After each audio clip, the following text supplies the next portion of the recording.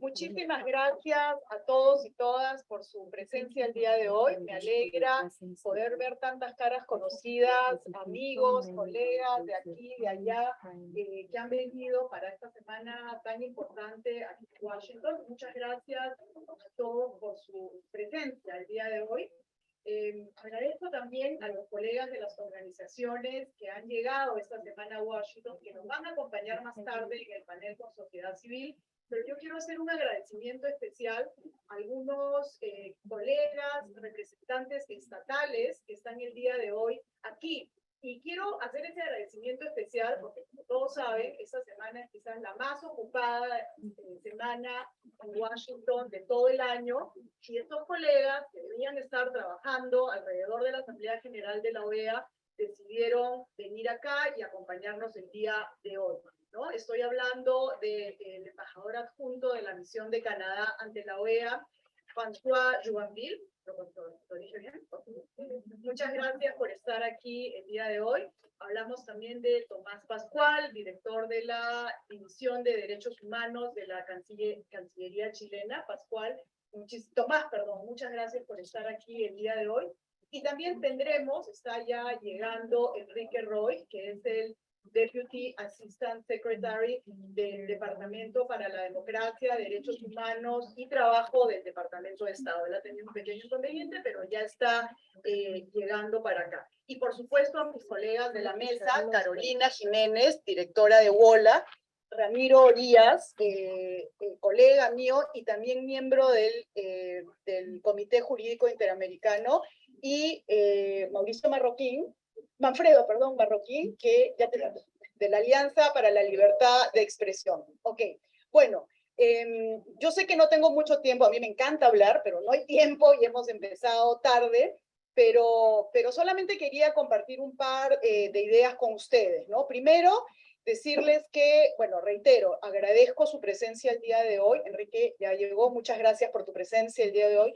Pero sin duda, el tema que nos une, que nos vincula el día de hoy, es muy importante. Estamos hablando de los principios interamericanos para la creación, funcionamiento y suspensión de entidades sin fines de lucro, de ONGs, ¿no?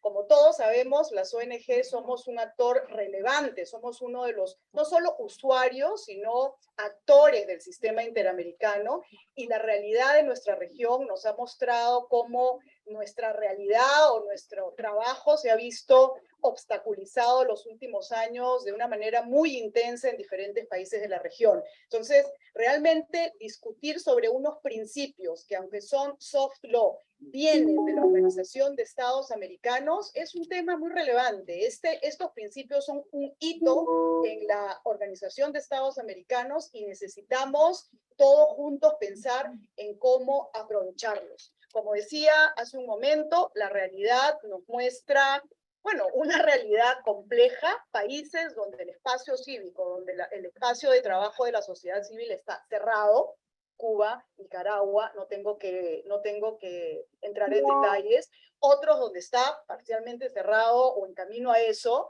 Venezuela, por ahí cada vez más El Salvador, Guatemala. En general, lo que vemos es una sofisticación en las estrategias que usan algunos estados para obstaculizar el trabajo de las organizaciones de la sociedad civil. Y yo hablo, por supuesto, desde ese lado del río, desde la sociedad civil. Por eso la importancia de un ejercicio de este tipo, de una declaración de principios elaborada por un órgano de la propia Organización de Estados Americanos. ¿Qué esperamos ahora?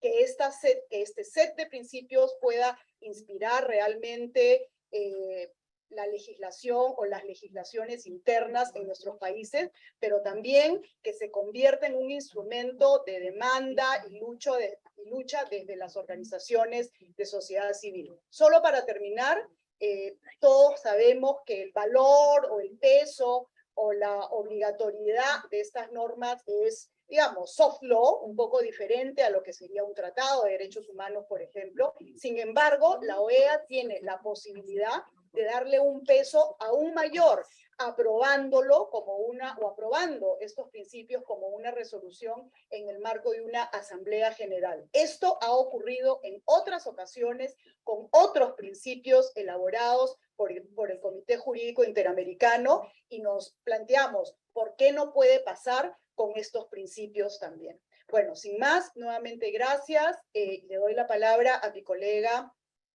directora de WOLA, Carolina Jiménez.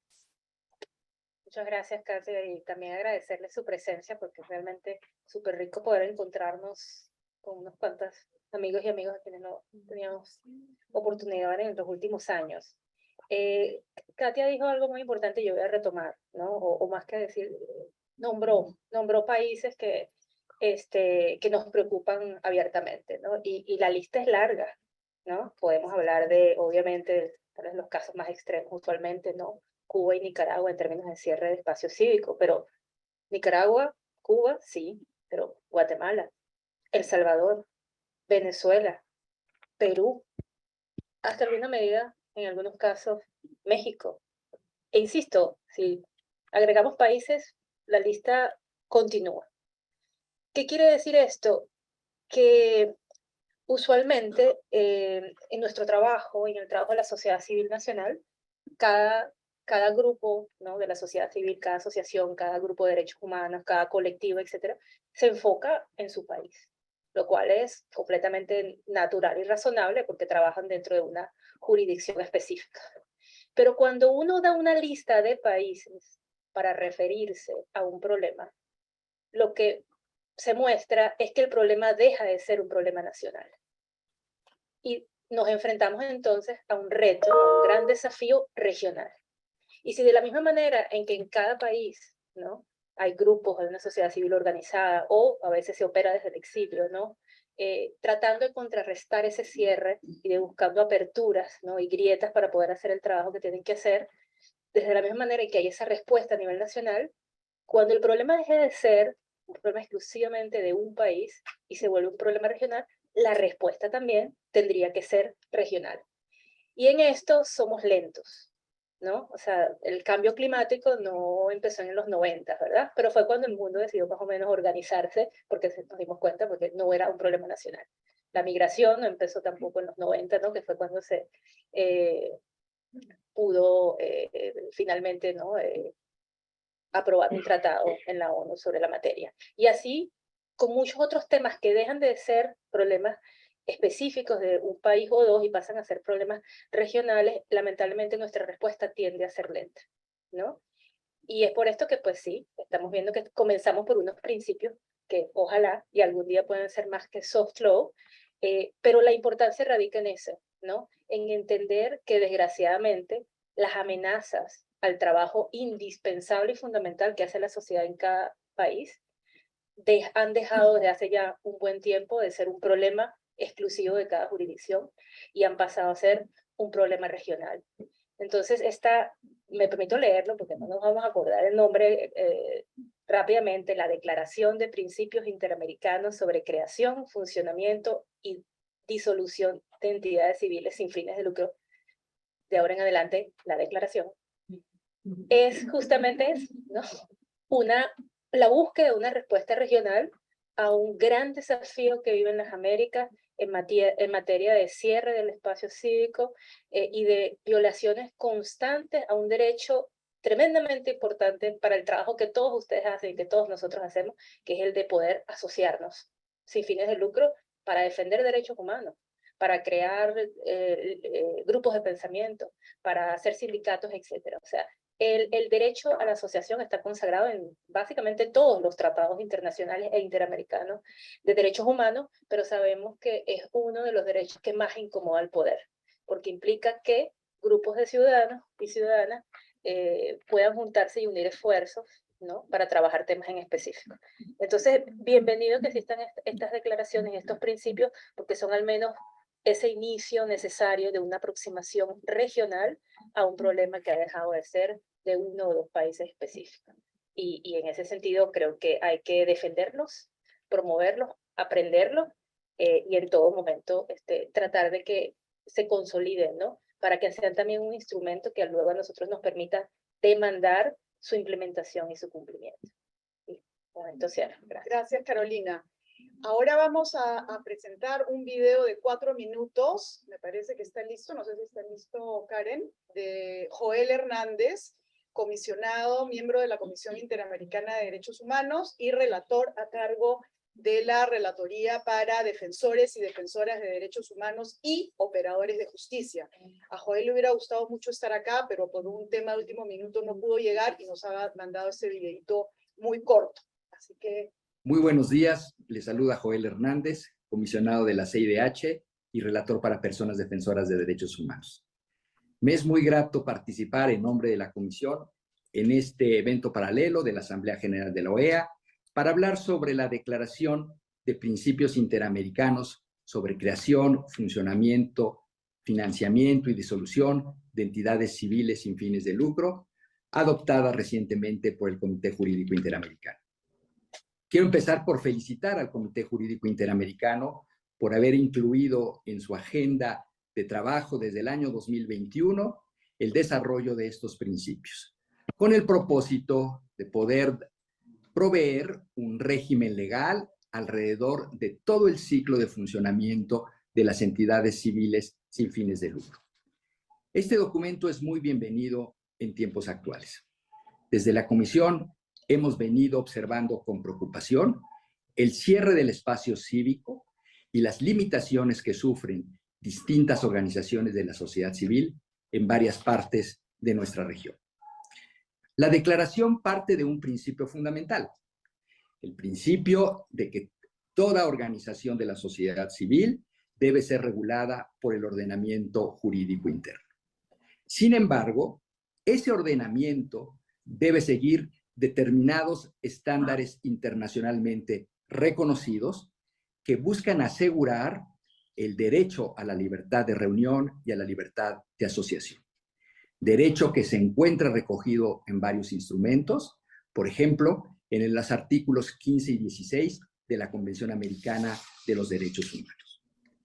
En este contexto, vale la pena recordar que este derecho viene siendo objeto de una evolución progresiva desde hace varios años. Quiero recordar, por ejemplo, la Declaración sobre el Derecho y el Deber de Promover y Proteger los Derechos Humanos, mejor conocida como la Declaración de los Defensores de Derechos Humanos, que fue adoptada por consenso por la Asamblea General de las Naciones Unidas en diciembre de 1998. La Declaración de Defensores de Derechos Humanos establece en su artículo 5 el derecho de toda persona, individual o colectivamente, a formar organizaciones, asociaciones o grupos no gubernamentales y afiliarse a ellos o a participar en ellos. El Comité Jurídico Interamericano cumple así con el mandato para el cual fue creado: la codificación y el desarrollo progresivo del derecho internacional. Me complace que el Comité Jurídico haya seleccionado esta materia para poder así llenar una laguna jurídica que existe en el sistema interamericano. Otras regiones, la Unión Europea, el Consejo de Europa, han avanzado en el desarrollo de principios para el funcionamiento de organizaciones de la sociedad civil. Hoy el Comité Jurídico llena esa laguna con estos principios interamericanos. Pero me complace también que este documento haya sido puesto a consideración del Consejo Permanente y de la Asamblea General de la OEA. Resulta fundamental el debate que pueda haber en los órganos políticos de la OEA para que los Estados miembros consideren el documento y en una etapa posterior lo puedan estar aplicando a nivel nacional. De esta manera será consolidada la opinio juris para que estos principios interamericanos sean plenamente aplicables. Pero en este debate también debe de estar presente las organizaciones internacionales y las organizaciones de la sociedad civil. De manera conjunta, Estado, organismos internacionales y sociedad civil, podemos ir avanzando en el fortalecimiento del régimen para el funcionamiento de las organizaciones o entidades civiles sin fines de lucro. De esta manera, se fortalecerá el régimen jurídico interno y también podemos ver una contribución muy concreta al fortalecimiento de nuestras democracias en la región. Les deseo que tengan un evento muy fructífero. La comisión se reitera a sus órdenes para poder participar en este y otros encuentros con el propósito de la mayor difusión y aplicación de los principios interamericanos. Gracias. Ahora le doy la palabra a nuestro colega Ramiro Orías, quien brevemente va a hacer una explicación o unas reflexiones sobre los principios para de ahí pasar al primer panel. Ramiro, por favor. Gracias, Katia. Quiero empezar agradeciendo a todas las instituciones y organizaciones que patrocinan este evento, a ISENEL, UOLA, Race and Equality, la Alianza para la Libertad de Expresión, la Coalición para la Libertad de Asociación, varias organizaciones nacionales como COPERIC, Transparencia Electoral, y por supuesto a DPLF, que desde el primer momento que estos principios fueron adoptados, expresaron pues no solamente su apoyo, sino su colaboración para su discusión. Quisiera empezar estas palabras señalando que hoy el fortalecimiento del espacio cívico, Carolina, constituye una preocupación regional, una preocupación hemisférica que ha correspondido al interés de los órganos más altos del sistema interamericano. De hecho, la Asamblea General de la OEA, del año 2021, aprobó la resolución sobre promoción y protección de derechos humanos, que exhortaba a los estados a proteger el derecho de todas las personas a la asociación y a la reunión pacífica y que adopten todas las medidas necesarias a nivel nacional para asegurar que cualquier restricción a su ejercicio sea conforme a las obligaciones internacionales. Una exhortación similar también se adoptó el año 2022 en el marco de la Cumbre de las Américas.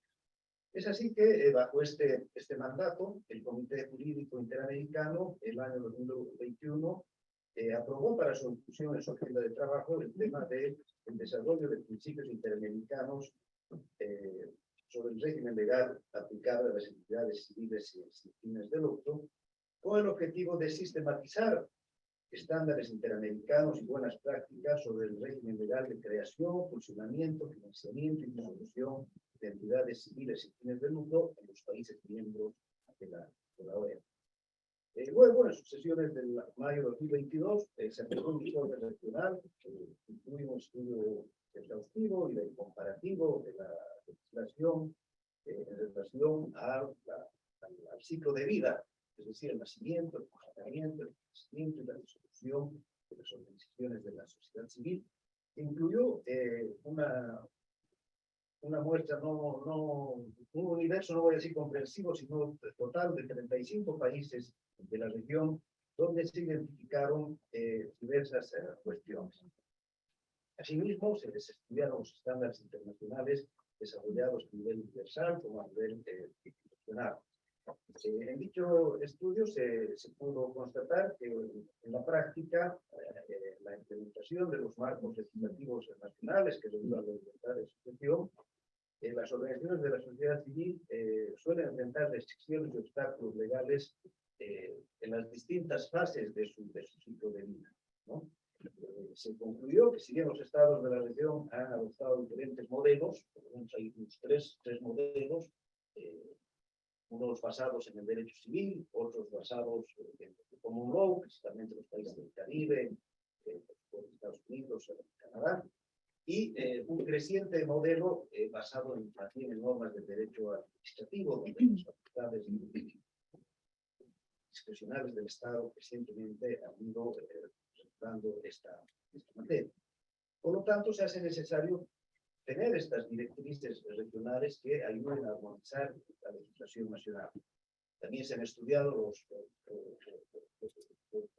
estándares desarrollados por el Relator Especial de Naciones Unidas para la Libertad de Asociación a nivel regional, las directrices de la Comisión de Venecia, las desarrolladas por la Comisión Africana de Derechos Humanos, y además reconocer que la OECD acaba también de publicar publicar un estudio reciente sobre el espacio cívico y las condiciones de trabajo de las organizaciones de la sociedad civil en sus países miembros.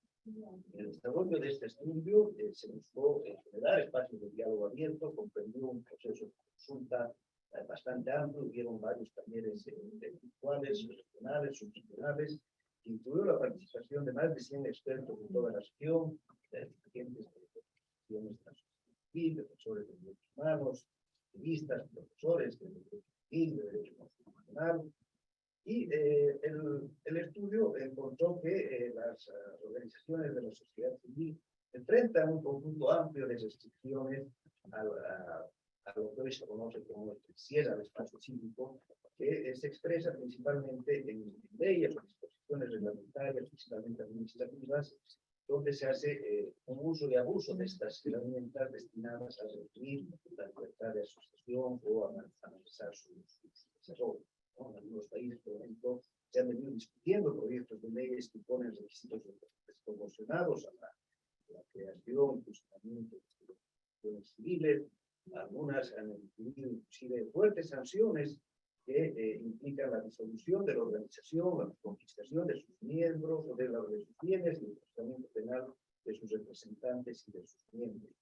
En algunos estados también hemos visto cómo se incluyen impuestos que buscan drenar los recursos que están destinados a la participación.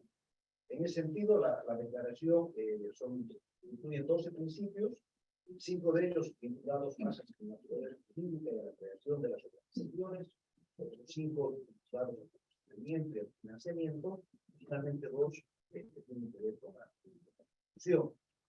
El principio 1 reconoce que dice la definidas como defensores, ¿no? La libertad de expresión que tiene el derecho de todas las personas de participar y crear las organizaciones basados en la autonomía de la voluntad, el principio de legalidad, la necesidad de tener procedimientos sencillos y transparentes, y que cuando existe una agencia estatal encargada de regular el conocimiento de la personalidad jurídica, esta tendría que tener todas las condiciones de independencia de la autonomía para realizar su trabajo. En relación a la libertad de funcionamiento, que no puede haber más restricción que el objeto lícito y las restricciones establecidas en la Constitución Americana, la libertad de buscar, conseguir y utilizar recursos financieros como parte de esta libertad, y la necesidad de generar sistemas de control apropiados al financiamiento ilícito, ya que el estudio demuestra que en muchos países de la región se están utilizando las normas Gafi para controlar de forma exagerada las organizaciones y paralizar su funcionamiento. Finalmente, se refiere a qué condiciones las organizaciones civiles como entidades privadas pueden acceder al financiamiento público y el régimen tributario especial que debe existir en relación a su carácter no lucrativo. Finalmente, el principio 11 habla sobre las sanciones proporcionales y el debido proceso que siempre tiene que seguirse para algún tipo de sanción en circunstancias muy especiales cuando se transgreden determinados valores protegidos por los instrumentos internacionales, y en relación a, finalmente, el principio 12, que tiene que ver con mecanismos de disolución, reconoce dos la disolución voluntaria y la disolución compulsiva. Y la regla, obviamente, es la voluntaria, que tiene que seguir las previsiones de los estatutos de las organizaciones, y la compulsiva como sanción legal solamente en los casos más graves, previo proceso debido, y cuando no se puedan aplicar medidas menos restrictivas. De esta manera, el Comité Jurídico Interamericano ha desarrollado un proceso de sistematización de toda la jurisprudencia, de los convenios, de los estándares aplicables, ha estudiado las buenas prácticas de los marcos legales nacionales, y con estos principios crea lo que podríamos decir un estándar mínimo que pone a disposición de los estados para que puedan mejorar sus legislaciones, pero también pone a disposición de la sociedad civil para que puedan monitorear, abogar reformas democráticas de estos instrumentos legales, porque definitivamente el marco legal nacional no tiene que ser un instrumento normativo para impedir el trabajo, para restringir el trabajo, sino para promover, fortalecer el trabajo de la sociedad civil. En ese sentido, creemos propicio que en el marco de la Asamblea General de Estados de los Estados Americanos, tanto la sociedad civil como los estados puedan discutir estas normas de soft law que propone el Comité Jurídico al Sistema Interamericano y eventualmente puedan ser debatidas por los órganos políticos de la organización y en algún momento la propia Asamblea adoptar como parte del patrimonio jurídico norteamericano, interamericano, como en su momento lo hizo, por ejemplo, con la ley de acceso, con la ley modelo de acceso a la información pública, los principios interamericanos sobre protección de datos, y en ese sentido el Comité sigue esta senda de contribuir al desarrollo progresivo del derecho interamericano. Así que con eso quiero pasar la palabra al primer panel, que va a estar moderado por Claudia Guadamus, del Instituto para el Derecho No Lucrativo, AICENEL, y vamos a invitar a los representantes de los estados de Canadá, Chile y los Estados Unidos que pasen a la testera. Muchas gracias. Hola. Buenas tardes. Muchísimas gracias, Ramiro, por la introducción. Y permítanme ahora darle la bienvenida a los miembros de nuestro distinguido panel que ahora nos acompañan y que nos han brindado un poco de su tiempo para conversar con nosotros esta tarde. Quiero presentarles al señor François Juvenil, espero haberlo dicho bien, representante de la Embajada de Canadá ante la OEA. También están con nosotros el señor Tomás Pascual, director de Derechos Humanos de la Cancillería de Chile ante la OEA, y nos acompaña también el señor Enrique Roy, subsecretario de Estado Adjunto para Democracia y Derechos Humanos y Derecho Laboral en Estados Unidos. Muchísimas gracias, señores, por acompañarnos la tarde de hoy. Nuevamente bienvenidos y les agradecemos la oportunidad de que nos puedan compartir sus perspectivas sobre este tema de tanta relevancia para las organizaciones de sociedad civil en la región, como lo es el progresivo deterioro y cierre del espacio cívico en la región. Y en este contexto nos interesaría muchísimo saber qué podríamos hacer desde sociedad civil, qué recomendaciones tendrían ustedes para sociedad civil, de manera que se pueda lograr la inclusión del tema en la agenda hemisférica y tomar así medidas concretas para promover o adoptar el uso de los principios aquí presentados, de manera que no solamente se redacte legislación que garantice el ejercicio del derecho a asociarse, sino que además los funcionarios públicos que son responsables de implementar las normas también realizan la implementación de las normas en concordancia con los estándares internacionales. Y en ese sentido quisiera dar la palabra al señor representante de la Embajada de Canadá, que nos podría compartir inicialmente sus opiniones al respecto.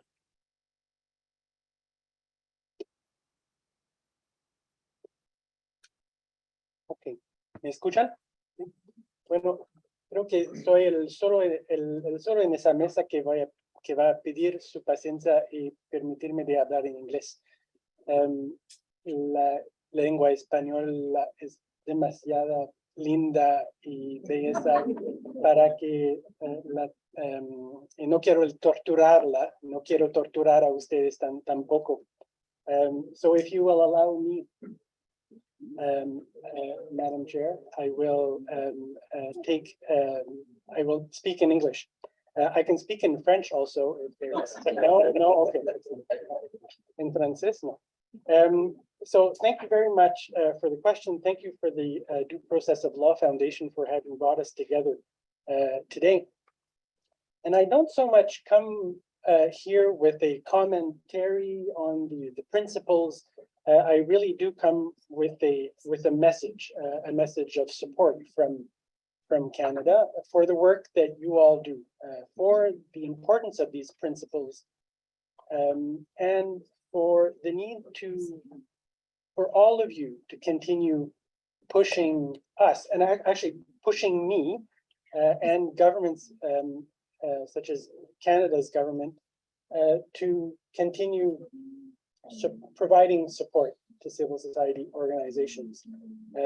I think civil society organizations play a crucial role, and I have to say that this is the same message that we conveyed to participants in the dialogue with representatives of civil society this morning in the context of the General Assembly, which is to say, keep up the good work. We are behind you, and we fully recognize the difficult circumstances and the difficult conditions under which you operate currently.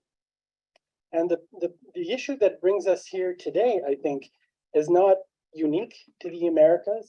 I think it's something that's happening worldwide, but it's certainly something that is so real and so topical in the context of the constant evolution of democratic governance in the Americas, and it's such a relevant topic to be discussing today. Now, so which I think is partly an answer to the question, and what can we do for this issue to remain on the radar? What can we do to make sure that greater support for these principles continues to grow? And I think that would be the first answer, is for civil society organizations to continue pushing and reminding governments, such as my own, of their important role and the, if not legal, then at least moral support that we're able to provide. And I say that, from a Canadian perspective, we are very much committed to continuing to support civil society organizations, and it's actually part and parcel of our international assistance policy. We do have a CSO policy that is part of our international assistance work, and which directs much of our international assistance overseas, channels that assistance through civil society organizations with an explicit goal of supporting civil society organizations and allowing them to grow. Now, this is, I think, part and parcel of our policy of recognizing that the right of civil society organizations to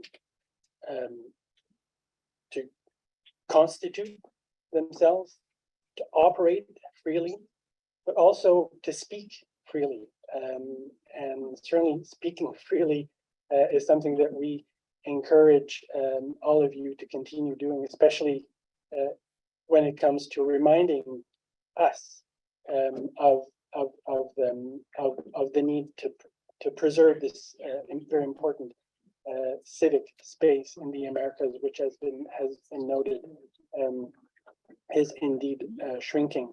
Now, I think there's from my perspective, from where I sit, I think there's very much a lot of momentum already within the Organization of American States and among the member states of the organization for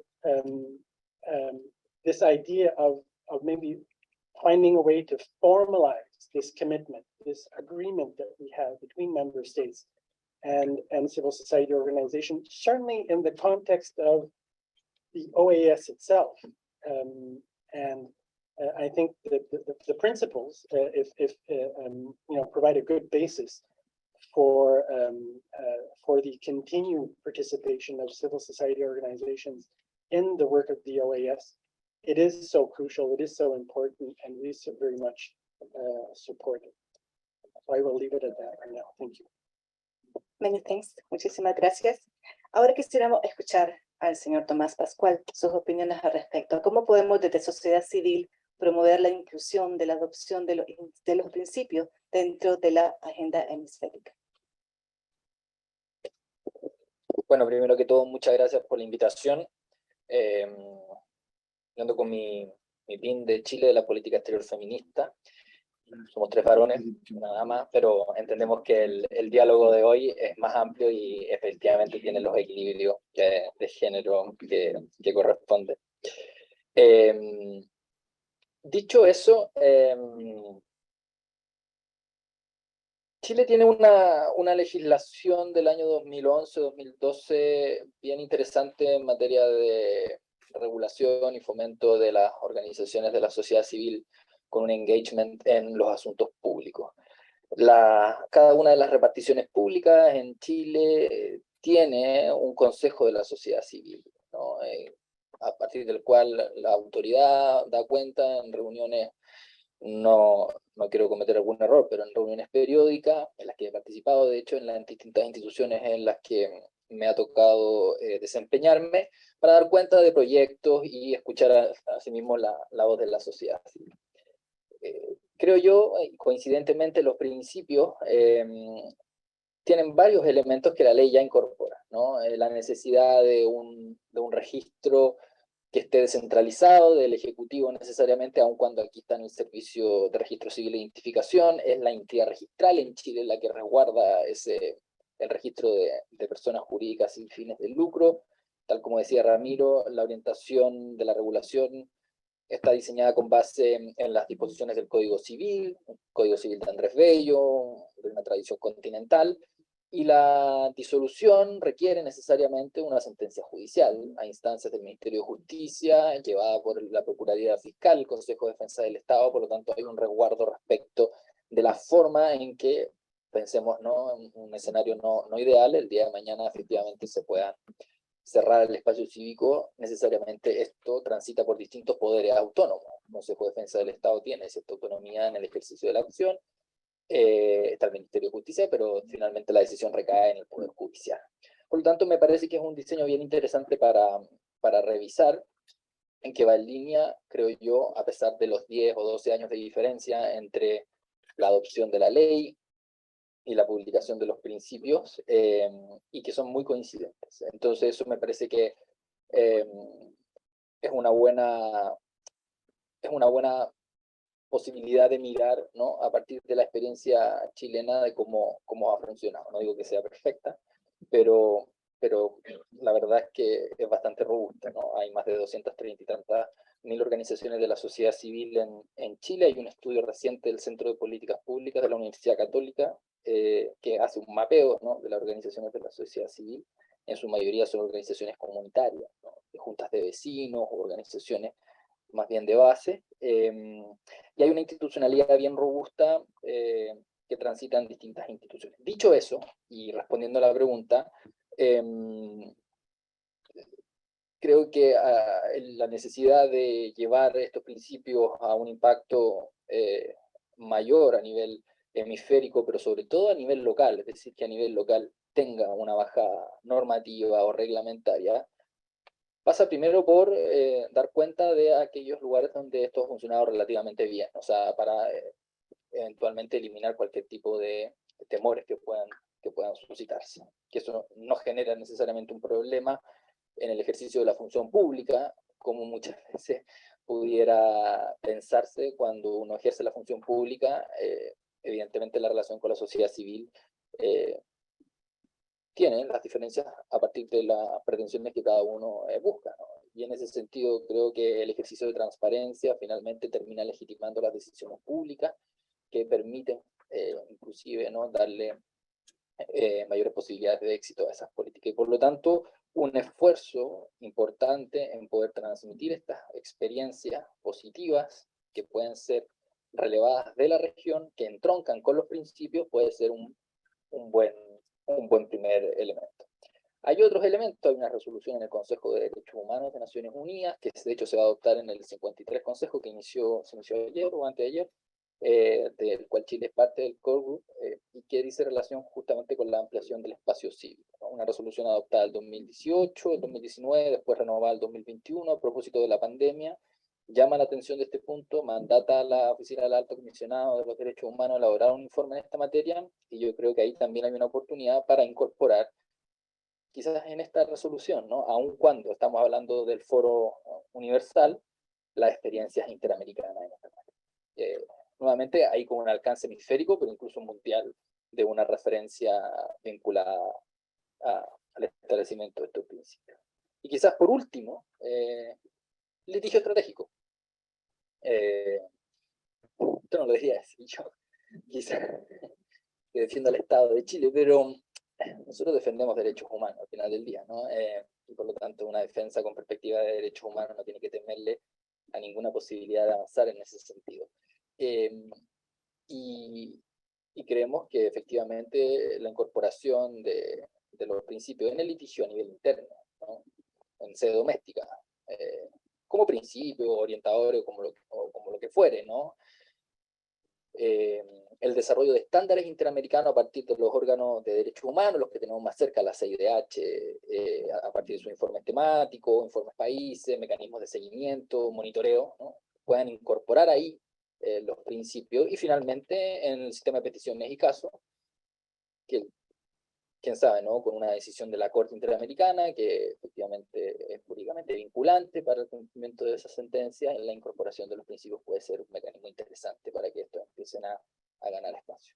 Esas tres ideas.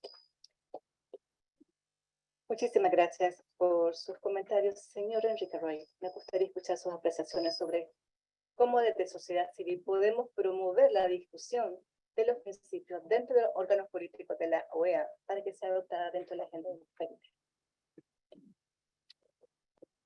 Good afternoon, everybody. So I'm going to follow in the footsteps of my Canadian colleague here and also speak in English because my remarks are also in English. And so I'm going to subject you to these prepared remarks because I don't want all this work to go to waste, but also I think it lays out how we, the United States, are viewing this issue of closing civic space and the particular challenges that are being faced by organizations across this hemisphere. I think you're all well versed to know that civil society organizations play an important role, vital role in our democratic societies. Charitable groups offer services and humanitarian assistance that governments at times will or cannot provide. Research groups document, analyze issues affecting society, such as the lack of environmental quality or equitable healthcare. Labor unions help ensure safe conditions and adequate compensation for workers and combat trafficking. Education and arts organizations improve the quality of life for their people, and especially their youth, who are the next generation of leaders. And independent journalists, as we all know, investigate and publish accurate economic or political information. Their work increases accountability and draws attention to human rights abuses and corruption in both the public and private sectors. Such groups exist and they thrive here in the US, and although at times their work may challenge government policies, such as our own, we know our democratic society cannot function without them. This is why the US prioritizes the protection of civic space. The essential role of civil society within strong democracies is why we continue our work to empower and protect civil society activists and human rights defenders in the Western Hemisphere and around the world. It is why we push back on the use of repressive tactics by some governments against their own citizens, dissidents, academics, journalists, and others who seek only to live in freedom and stand up for their rights. As underscored today in the OAS Civil Society Dialogue, the United States remains committed to ensuring civil society maintains an active voice at the OAS and at the UN because the free exchange of ideas is essential to finding creative solutions in multilateral bodies. At last year's Summit of the Americas, as many of you know, here the US launched the Voices Initiative, working to bring together all of the tools of the US government, public and private diplomacy, foreign assistance programming, and enforcement authorities, among other elements, to protect, defend, and protect civic space in Central America. As part of the Summit for Democracy, which many OAS member states attended, President Biden launched the Presidential Initiative for Democratic Renewal, a landmark set of foreign policy and foreign assistance initiatives that build upon the US government's significant ongoing work to bolster democracy and defend human rights globally. I think we can all agree that such work is sorely needed. In Cuba, several civil society leaders are among more than 1,000 total political prisoners. Some of them are serving decades-long sentences. We continue to support and engage with human rights and democracy activists there, and to work with regional partners and in multilateral forums to support respect for human rights and fundamental freedoms of the Cuban people, including freedoms of expression, religion, or belief and association, and the right to peaceful assembly. We are also supporting civil society by enacting policy measures focused on actions that would empower and benefit the Cuban people, foster the Cuban entrepreneurial spirit, and allow families to reconnect with one another, all the while continue to deny resources to the Cuban government. In Nicaragua, the Ortega Murillo regime has closed more than 3,000 NGOs of all kinds and seized their property and assets. We are working at this assembly under the leadership of Canada and Chile to adopt a strong resolution focused on the human rights situation in that country. So as we've seen, civic space is closing at an accelerated pace elsewhere in Central America, particularly in Guatemala and El Salvador, with press freedom particularly under attack. In Guatemala, members of the press reported receiving pressure, threats, and retribution from public officials and criminal organizations regarding the content of their reporting. Online attacks against independent journalists and media outlets continued throughout the year. For example, the sentencing of journalist Jose Ruben Zamora to 6 years in prison sent a very concerning signal for independent journalism and freedom of expression in Guatemala.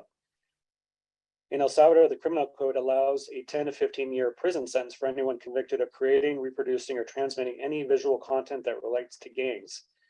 The government there claims that the legislation was designed to prevent persons from relaying gang messages to the public, and noted that no journalists had been arrested under the law. Nonetheless, media and NGOs noted it effectively prohibits reporting on gang-related issues. In Venezuela, the US is deeply concerned about the draft NGO law and the law on international cooperation.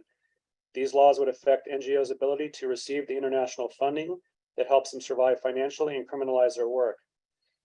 The draft laws are having a chilling effect on human rights organizations as well as independent media outlets that fear the consequences of publishing anything critical of the government. This is a tactic we're seeing as part of the authoritarian playbook around the world. So all these are concerning trends. Respecting civil society is not just a nice thing for governments to do. Governments that listen to their people are stronger, resilient, and more stable. They are better neighbors and trading partners. And people who feel free and safe and have education and economic opportunities in their countries stay and contribute to them rather than undertaking life-threatening journeys in desperate search of something better. On the other hand, closing of civic space is a driver of poverty, insecurity, and irregular migration, a crisis that affects all of us. And as President Biden has said, we are currently at an inflection point when it comes to the future of democracy, both within the United States and globally. We who believe in democratic governance and adherence to the rule of law driven by principles of transparency and accountability must continue to push back against authoritarianism. Democratic governments recognize that civil society plays a crucial role in holding governments accountable. And this recognition is part of the US long-term strategy to address migration, which forms part of the root causes strategy. Democracy in the hemisphere must redouble efforts to keep civic space open and to understand that the work of civil society improves lives throughout the entire region. The Declaration of Inter-American Principles on Creation, Functioning, Financing, and Dissolution of NGOs can help create standards and best practices for governments and civil society to coexist and thrive. And the United States wholeheartedly supports this effort. As chair of the OAS Committee on Civil Society and Summit of the Americas activities, we have placed this declaration on the OAS agenda for support from member states. And from our end, we continue to commend the resilience and courage of civil society organizations operating in closing spaces or outside of closed space. Thank you. Many thanks. Tenemos espacio para dar lugar a preguntas del público. Continúo preguntando. ¿Puedo hacer una segunda ronda de preguntas? Magnífico. Muchísimas gracias a los tres colegas por sus comentarios y sus apreciaciones sobre el tema. Y quería destacar algunas ideas que surgían mientras ustedes compartían sus opiniones. Uno, sociedad civil, de hecho, viene haciendo un gran trabajo, tratando de acercarse a las entidades de gobierno para poder compartir buenas prácticas y buenos modelos de regulación como la de Chile, que especialmente las revisamos cuando elaborábamos junto al señor Ramiro Oría el documento que sustenta la elaboración de los principios. Y evidentemente nosotros mencionamos mucho el caso de Chile como un buen ejemplo a seguir, pero no es suficiente. Estamos cortos de ideas ya.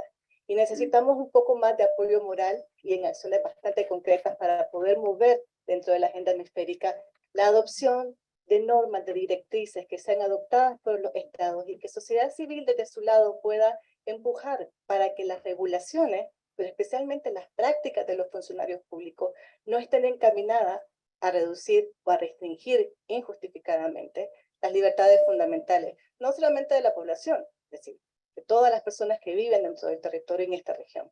Por esa razón, queríamos ahondar en recomendaciones concretas. ¿Cómo podemos colaborar con ustedes dentro del marco de los órganos políticos de la OEA para que estos principios sean una realidad? Es decir, que sean una realidad más allá del papel, que puedan realmente guiar, orientar la elaboración de las regulaciones y la práctica de implementación de las mismas.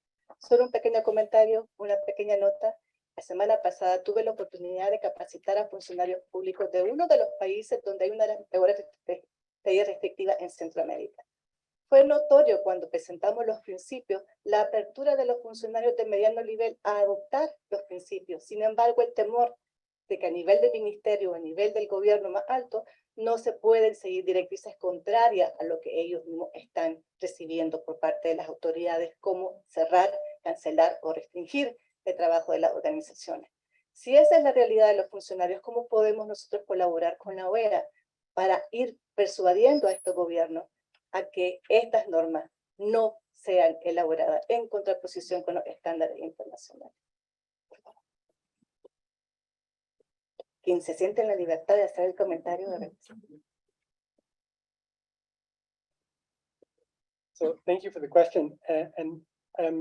I would simply point out that, and just to pick up on something that I was mentioning earlier, is that there's, I think, already quite a bit of support within the OAS for this kind of work. And as my colleague from the United States and also from Chile have pointed out, you have at this table 3 strong allies that I think you can rely on to push this work forward. And my US colleague has already pointed out that this issue is already being looked at in the context of the Committee on Civil Society Participation in OAS institutions. So there is work going on.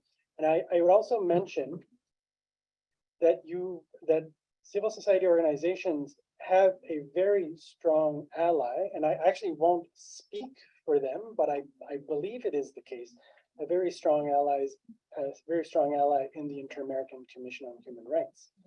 Now, I think the question of the situation in Nicaragua, as was pointed out by a number of people already, which is really alarming. Over 3,000 organizations having had their legal status canceled in recent years, is something that was partly brought to the attention of the membership by the very meticulous, deliberate reporting of the Commission. And so this is a very important mechanism by which the issue of the challenges faced by civil society organizations throughout the hemisphere can be brought to the attention of member states. So in terms of identifying the partners that we can work we can all work with, I think those are I think a key sort of una pista de solución. I don't know how you say that in English. Una pista de solución. Eso. Yeah, I would leave it at that. Muchísimas gracias, esperanzador. ¿Tengo 1 minuto o 2? Ya, terminamos. Lo siento. ¿Me dan a nadie? ¿No le vamos a dar? ¿Sí? ¿Dicen que sí? Ok, por favor. Perfecto. Gracias. Yo tengo 30 segundos. Creo que hay una posibilidad muy concreta de que los estados instemos a otros estados desde la sociedad civil a que efectivamente incorporen. Desafortunadamente en el sistema interamericano no tenemos esta herramienta, pero en el sistema universal está el examen periódico universal, en donde los estados hacemos recomendaciones a los países en particular. Y es perfectamente posible que las organizaciones de la sociedad civil, como ya lo hacen, se acerquen a los estados y en definitiva hagan presente que hay una oportunidad para que ese estado adopte, recoja, integre estos principios, ¿no? Y eso no solamente a los estados del hemisferio, a cualquier estado que participa del examen periódico universal. Creo yo ahí hay un elemento muy concreto que podría contribuir a ir incorporando estos principios. Muchísimas gracias, señor Roy. Yeah, so very quickly, I'll just say, and I alluded to this in my comments about the authoritarian playbook being played out across the globe. And this issue in particular of attacks on NGOs is one tactic among many. And so I think we have to look at it in that sort of framework, that there's other things that are happening in many countries that are resulting in democratic backsliding.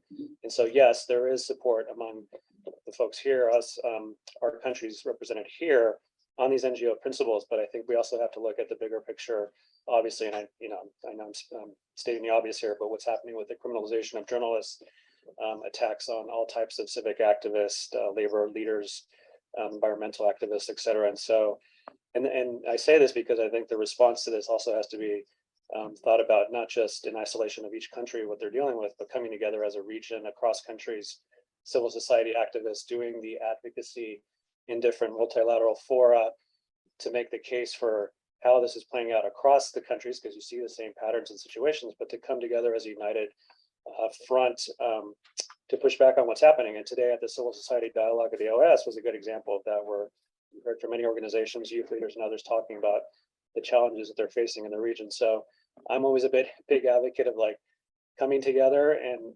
showing, forza in this situation of where we're seeing attacks on civil society, because I think that's the only way that that will truly be effective in pushing back against what's happening right now.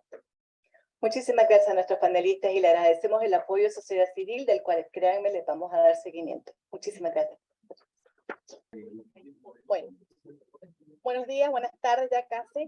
Mi nombre es Beatriz Borges del Centro Justicia y Paz y bueno, tengo el privilegio de poder estar moderando este panel gracias a las organizaciones que plantean esta oportunidad de discutir, de vernos en el marco de la Asamblea General de la OEA y hablar sobre el cierre del espacio cívico, no solamente a partir de la reflexión de los principios interamericanos, sino también desde las propias realidades nacionales, ¿no? Y cómo a través de estos principios podemos dar esa reflexión de lo que cada país y cada organización o movimiento está viviendo en una realidad que es compleja, que, bueno, como vemos, está extendido esta situación del espacio cívico y que, pues, no nos impresiona ver quizás los patrones, cómo se copian situaciones, porque además la receta de la represión y la criminalización lamentablemente también se aprende.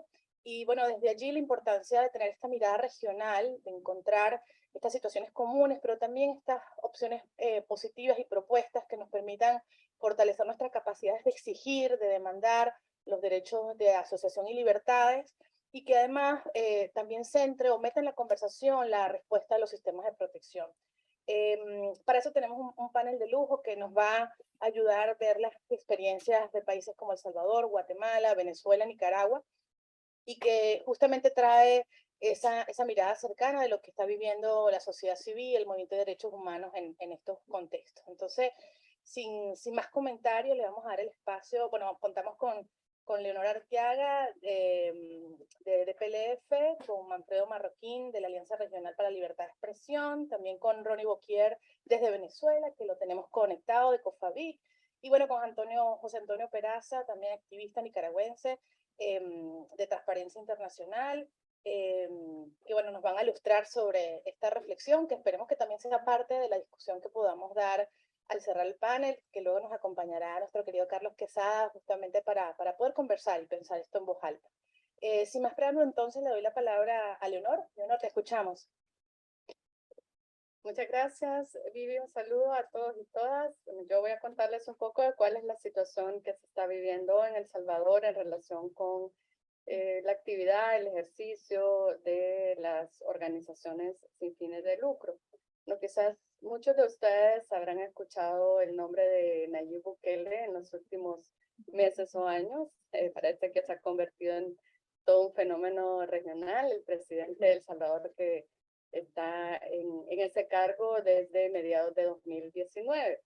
Bueno, por un lado ha sido muy conocido, ¿no?, en la región, que es un país que está haciéndole frente al fenómeno delictivo de las pandillas, bueno, entre otros, digamos, atributos, ¿no?, que se ha autoagenciado el presidente. Bueno, eso es una cara de la moneda, pero ahora vamos a conocer en pocos minutos otro aspecto profundamente preocupante y que está, digamos, avanzando aceleradamente, y es el absoluto cierre de espacios cívicos.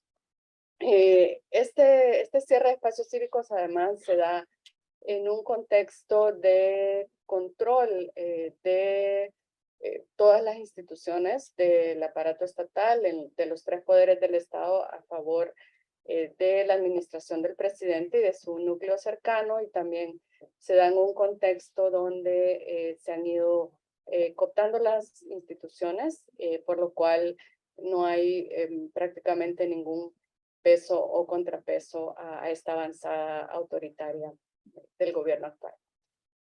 ¿Qué ha ocurrido en relación con la sociedad civil? Bueno, este cierre de espacios cívicos, este contexto de ataques selectivos y deliberados a distintos sectores de la sociedad civil se ha dado, digamos, a través de 6 acciones que voy a tratar de describir de forma rápida. La primera se dio desde el inicio de la gestión actual. ¿Y por qué voy a centrarme en la gestión actual? No es que en El Salvador, antes de la llegada de Bukele, todo era maravilloso entre los gobiernos y la sociedad civil, pero ciertamente ha habido un cambio dramático desde 2019 a la fecha. Lo primero que hizo el gobierno fue llevar adelante una especie de campaña en los medios de comunicación, especialmente en Twitter, que es la herramienta principal del presidente Bukele, para desacreditar a las organizaciones de derechos humanos y también al periodismo independiente de diversas maneras, ¿no? Sembrar dudas sobre su efectividad, sobre el financiamiento, sobre los objetivos que perseguía el ejercicio de sus acciones, y empezó a atacar, digamos, con nombre y apellido a personas específicas, periodistas, líderes de sociedad civil, para tratar de colocarlos como personas aliadas de gobiernos anteriores que perseguían básicamente, digamos, socavar al gobierno. Pero además hizo otra cosa importante, también empezó a sembrar entre la población la idea de que las organizaciones son enemigas del pueblo, de la ciudadanía. Crear una especie de concepto de que formaban parte de los enemigos públicos y que por tanto las organizaciones no son necesarias, ¿no? En una democracia que básicamente el presidente lo es todo y que la población solo lo necesita a él sin más intermediarios.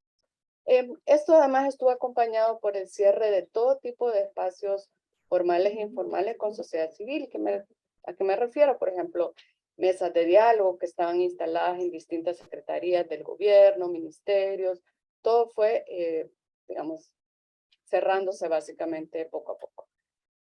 La segunda acción fue desde el Congreso, un Congreso también dominado por el partido oficialista, unos meses después que iniciara el gobierno del presidente Bukele, hubo elecciones y estas fueron de Congreso y fueron ganadas por el oficialismo. Entonces, este Congreso, ya controlado por el gobierno, inició una investigación de un grupo de organizaciones de sociedad civil que habían recibido fondos estatales en años anteriores, bajo la idea de que estas eran corruptas y que esos fondos se habían usado bueno, para distintas acciones ilícitas, y como parte de estas investigaciones además realizó allanamientos ilegales en algunas de estas organizaciones y les abrió procesos penales por malversación de fondos.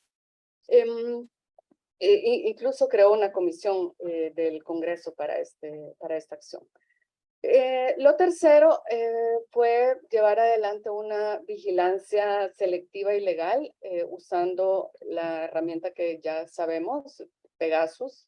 Se descubrió que 35 líderes y lideresas de organizaciones y periodistas estaban siendo espiados por el gobierno usando esta herramienta, y a su vez eran todos o todas ellas eran personas que habían sido críticas al gobierno o que estaban llevando adelante distintas investigaciones relacionadas con actos de corrupción del gobierno. Lo cuarto fue el intento de aprobar una ley de ONGs que se conoció como Ley de Agentes Extranjeros. Esta no ha sido aprobada, ahora cuento un poco por qué, pero sí era una ley, digamos, voraz, que había tomado ya elementos que estaban contenidos en las leyes de Nicaragua, Venezuela, pero esta era aún, digamos, más atroz. Esta ley prevía la creación de una institucionalidad y de un registro que se llamaba Registro de Agentes Extranjeros, e implicaba que toda ONG y todo donante debía inscribirse como agente extranjero a través de este registro, y una vez inscrita no iba a poder participar en ninguna actividad política. Eso era literalmente lo que decía la ley: ninguna actividad política que alterara el orden público o pusiera en riesgo o amenazara la seguridad nacional o la estabilidad social y política del país. Como sabemos, esos son términos que se han usado a lo largo de la región, bueno, de manera muy arbitraria y que daba pie a cualquier cosa. Y si estas condiciones no se cumplían, habían sanciones muy elevadas, con multas de miles de dólares e incluso cargos criminales, es decir, prisión. Cuando se anunció esta ley, hubo una importante reacción de la comunidad internacional y también de las propias organizaciones. Amigos, gobiernos amigos, hablaron, digamos, de manera muy enérgica, y ese conjunto de acciones parece que hicieron retroceder un poco al gobierno, y esta ley no ha sido aprobada, pero tampoco se ha desistido completamente de su implementación. Está ahí como una amenaza latente.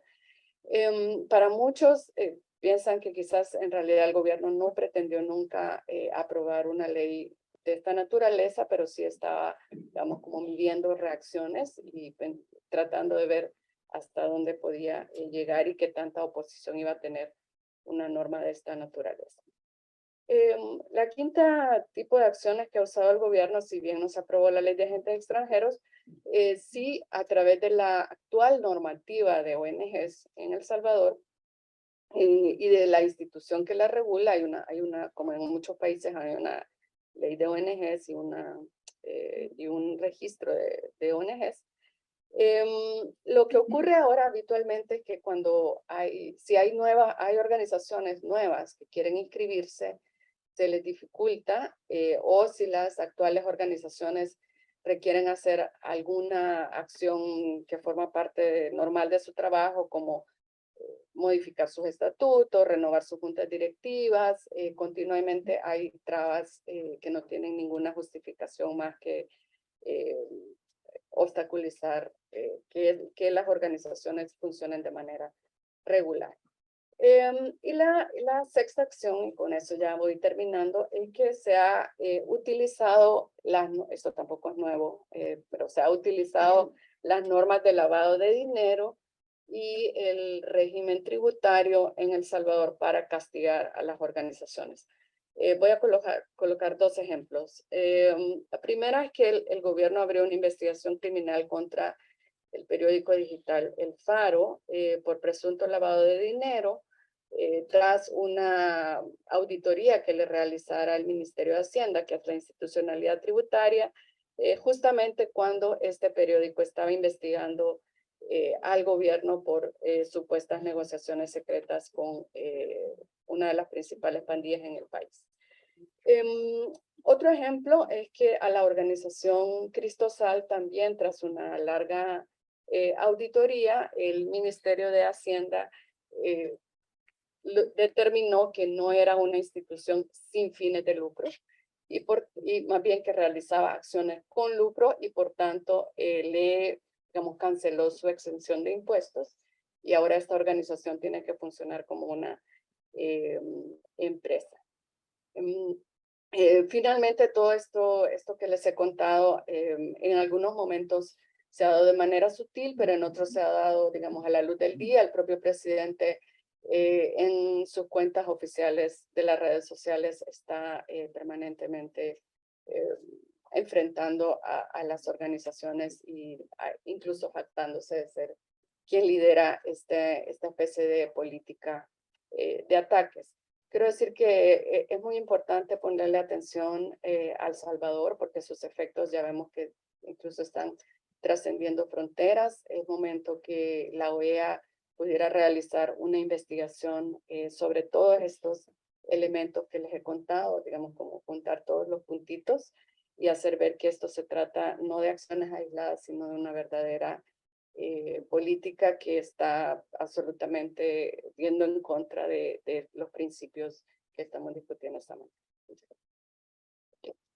Muchísimas gracias, Leonor. Y pues en efecto, esta visión de los patrones ha sido la cuenta reflejada en nuestro propio contexto y también cumplimos todos los que nombraste, ¿no? Y creo que esta reflexión que dábamos entre varias organizaciones también venezolanas, civiles, sobre cuando estábamos trabajando con los principios, es justamente cómo estas normativas internacionales tienen que identificar estos patrones y cómo enfrentarlos, ¿no? Y creo que Guatemala puede también ser como un ejemplo en términos bueno, qué está haciendo la sociedad civil y cómo están viviendo también estos patrones de cierre espacio cívico y el movimiento de derechos humanos en Guatemala.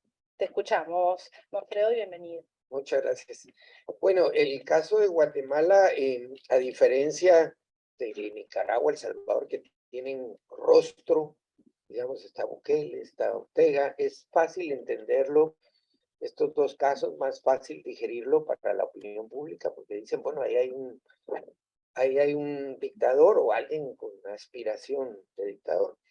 El caso de Guatemala es distinto porque Guatemala siempre ha tenido como un estado corporativo cada vez más mafioso, digamos, cada vez más penetrado por mafias políticas, económicas, del crimen organizado.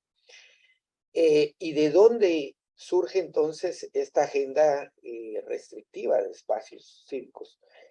Surge también de un caso muy sui generis en Guatemala, y es de que tuvimos la presencia de una comisión internacional contra la impunidad, auspiciada por Naciones Unidas, demandada por la sociedad civil de Guatemala, que después de muchos años de negociación se logró instalar, pero que los grupos de poder en Guatemala nunca pudieron visualizar el alcance que podía tener el trabajo de esa comisión.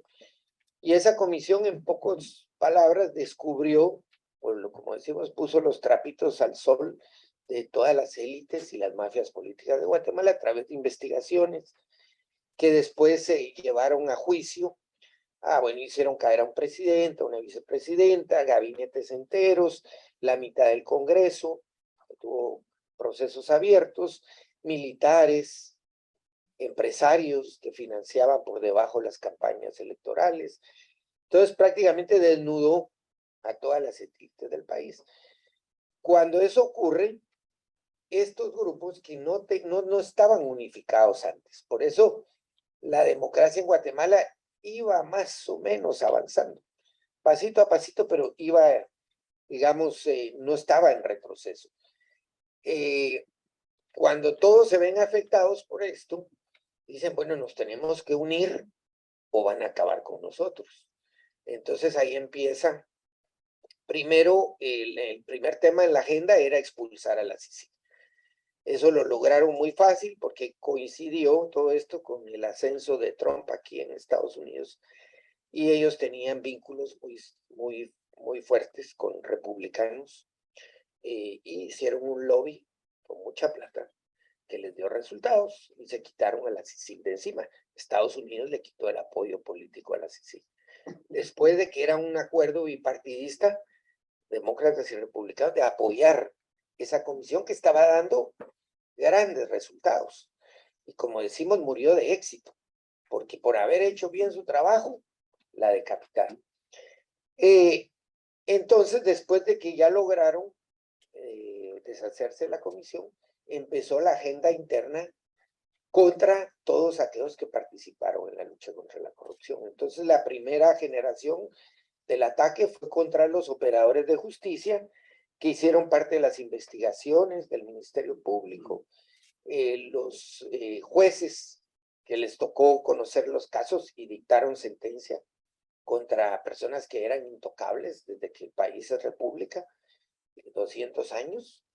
Entonces, esto, digamos, se volvió una agenda de venganza de todas las élites, la económica sobre todo, diría yo, que es la más influyente, y empezaron a copar todos los poderes del Estado y sus instituciones para perseguir digamos, a los que ellos identificaban como sus enemigos por haberlos puesto en evidencia con todos los casos de corrupción. Entonces, hoy tenemos aquí un número como de 35 exfiscales y jueces en Washington, ¿no?, exilados, porque han sido perseguidos. Ahora, después siguieron contra los periodistas.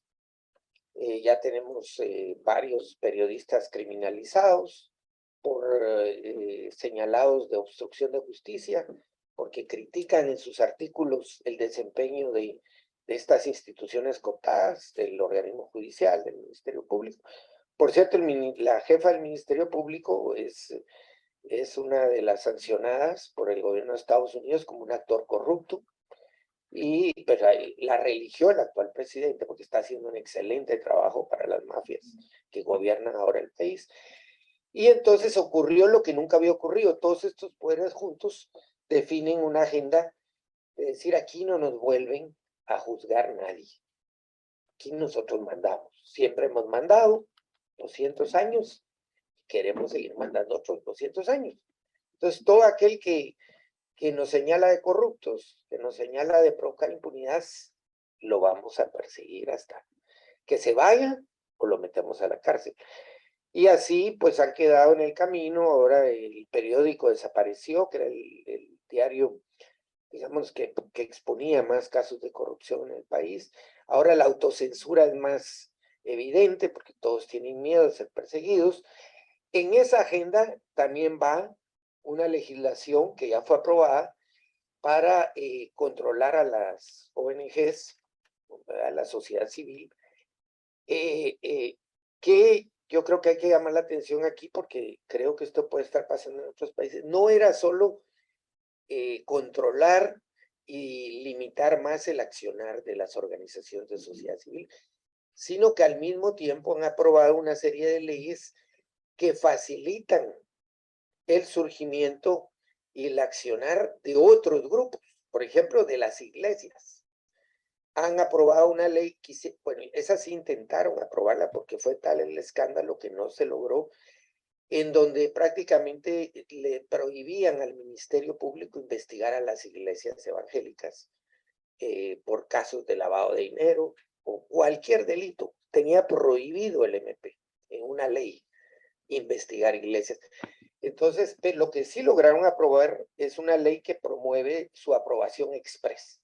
Es decir, ellos meten una solicitud de aprobación de una iglesia y sale express. Tú haces eso con una ONG y cuesta años. Entonces, y por el mismo lado, están usando ONGs. Hay una famosa en Guatemala que se llama Fundación contra el Terrorismo, que es la que se querella en todos los casos contra los operadores de justicia, contra los periodistas, es decir, usando ONGs creadas para atacar y acabar con las ONGs. Entonces es toda una sofisticación, o sea, y todo esto no tiene un dictador, porque es un Estado y una mafia corporativa. De ahí están élite económica, militares, políticos y crimen organizado fusionados en una sola agenda. Cosa que no había pasado en Guatemala. O sea, cada quien estaba en su agenda, los empresarios promoviendo inversiones, promoviendo sus negocios, está perfecto. Los políticos tratando de ganar elecciones y hacer su corrupción, perfecto.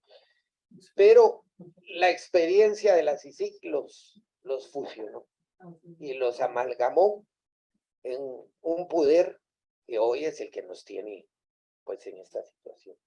Entonces yo quiero llamar la atención que no es solo el cierre de espacios para las ONGs, es que están abriendo también el espacio para que voces que critican y descalifican el trabajo nuestro tengan más auge y que tienen el apoyo directo e indirecto del Estado para hacer ese discurso de odio, discurso contra el trabajo que hacemos. Entonces ahí aparecen pastores, aparecen ligas de estas pro familia, hablando pestes de las ONGs, de la Agenda 2030, de esto, y todas esas voces son promovidas por el gobierno. Entonces no es solo que nos están cerrando a nosotros, es que están promoviendo voces para dejarnos, digamos, en una minoría, como en la opinión pública.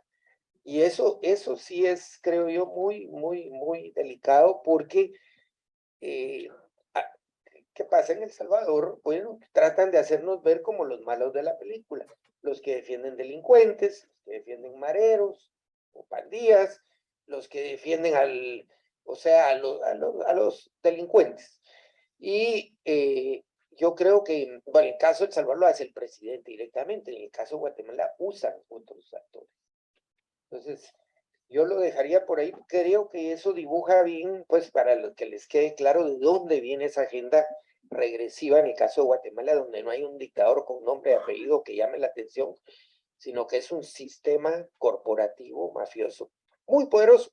Tenemos elecciones el domingo, generales, se elige todo, y solo van a participar los que permitió el sistema. Excluyeron a 3 candidatos con fuertes posibilidades porque tenían un discurso antisistema. Incluso excluyeron hace un mes, al que iba primero en las encuestas. O sea, al que iba a ganar, lo sacaron. Y tranquilo, o sea, no pasó nada. Entonces, el sistema simplemente lo que hace es, hoy, bueno, escoge qué persona, porque, digamos, es como un PRI, al estilo del PRI antiguo de México, en donde cada sexenio hay una cara diferente, pero el sistema es el sistema. Y en Guatemala y funciona perfectamente. Entonces logran maquillar. Y bueno, y la otra cosa que quería decir es que han logrado no solo copar todos los poderes y instituciones del Estado adentro de Guatemala, ahora van también por todos los espacios internacionales donde el gobierno había descuidado.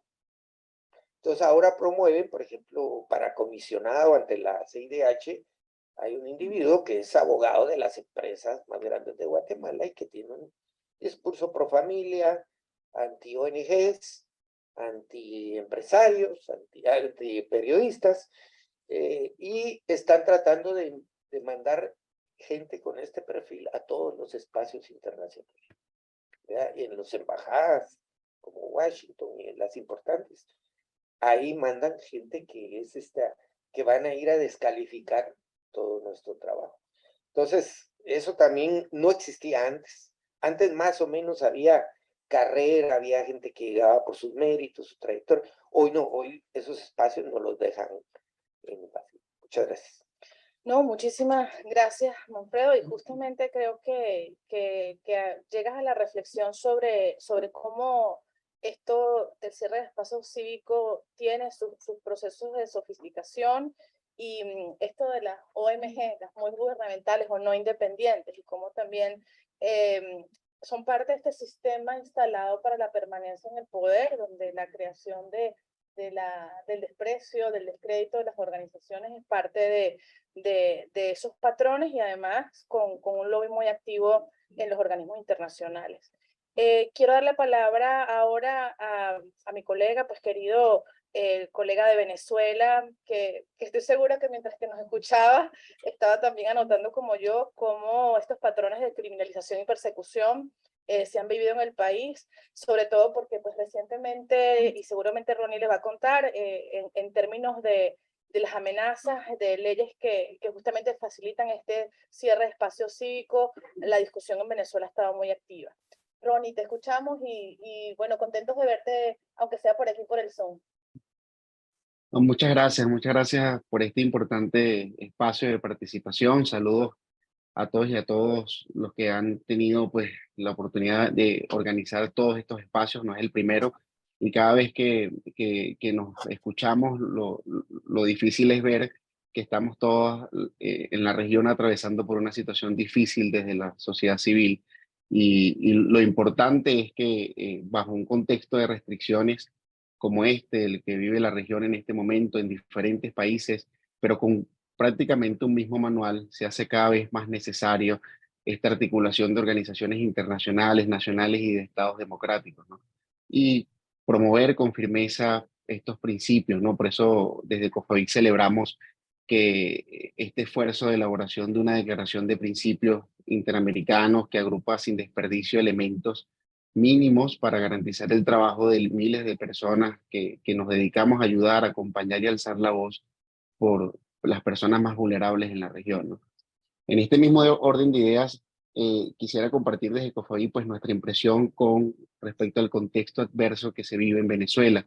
La sociedad civil venezolana ha estado sometida durante años a una política de restricciones y persecución que intenta de manera pues sistemática inhibir la participación libre e independiente, creando diferentes mecanismos desde poderes públicos para que dan pues en sí un andamiaje jurídico que criminaliza la solidaridad.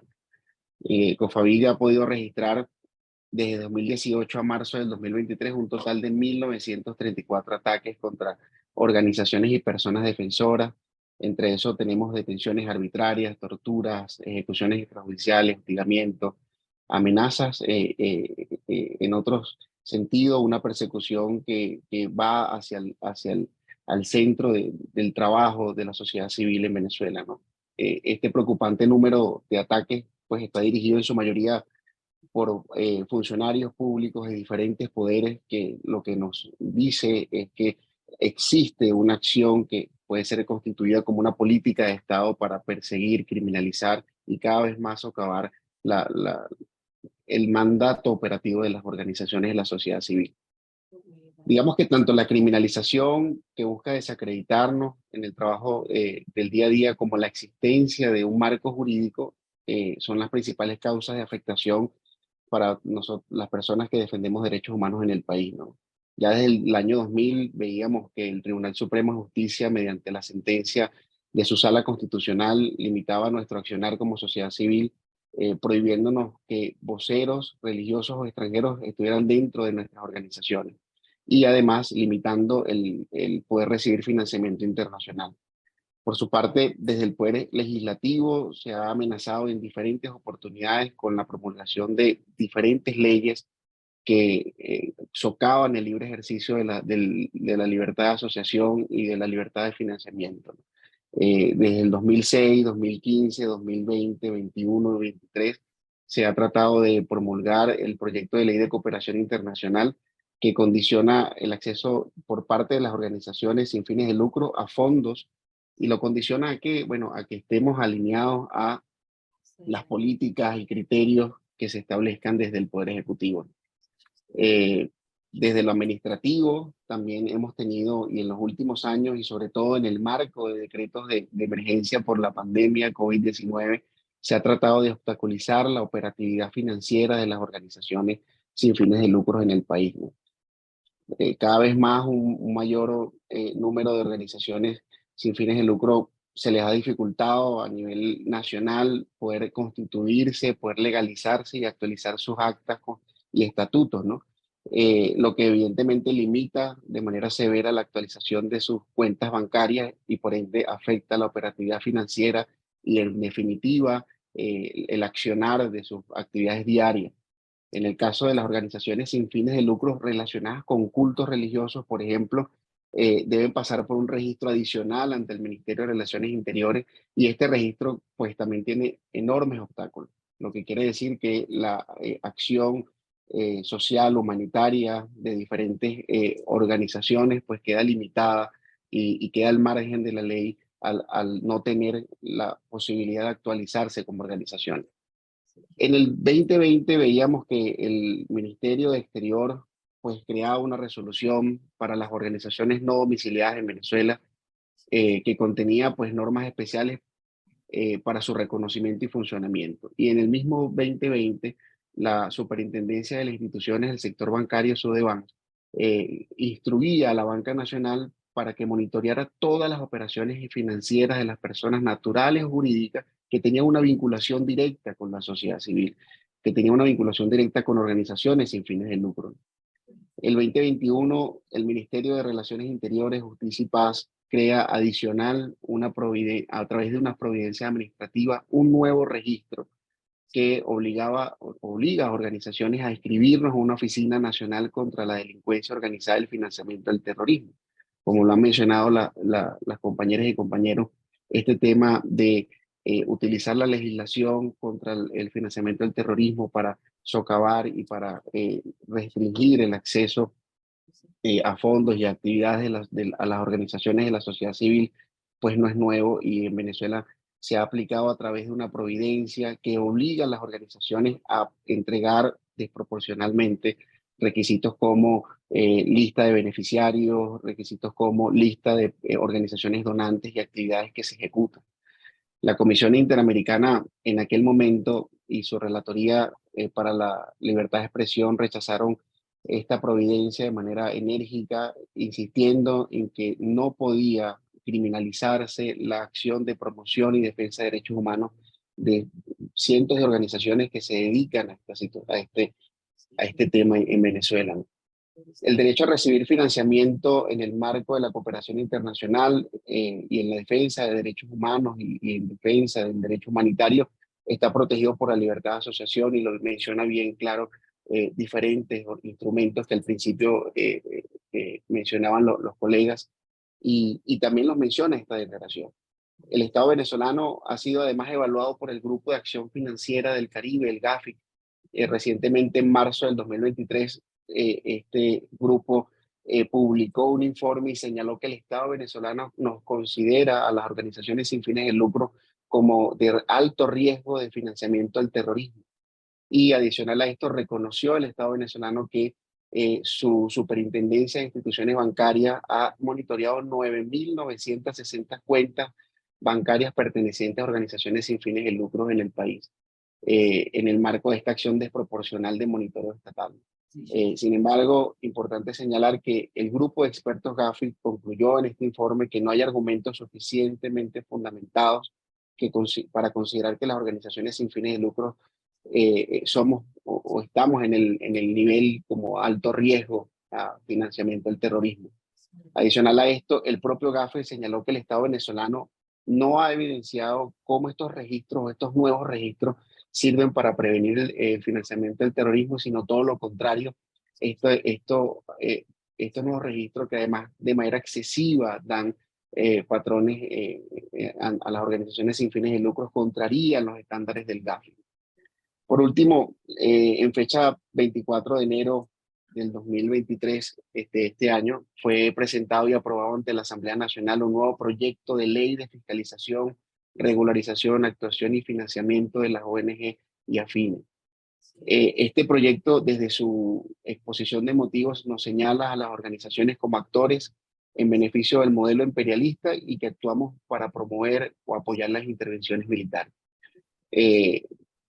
Tiene dentro de su articulado pues graves prohibiciones, como el hecho de que las ONG tenemos que estar sometidas a un nuevo registro, y las organizaciones que hemos estado, y tanto nuevas como las organizaciones históricas, tanto nacionales como internacionales, que haríamos ilegalizadas en el momento de la publicación de esta ley, porque tendríamos que pasar por un nuevo registro de autorizaciones y que nos reconozca la personalidad jurídica dentro de nuestro país.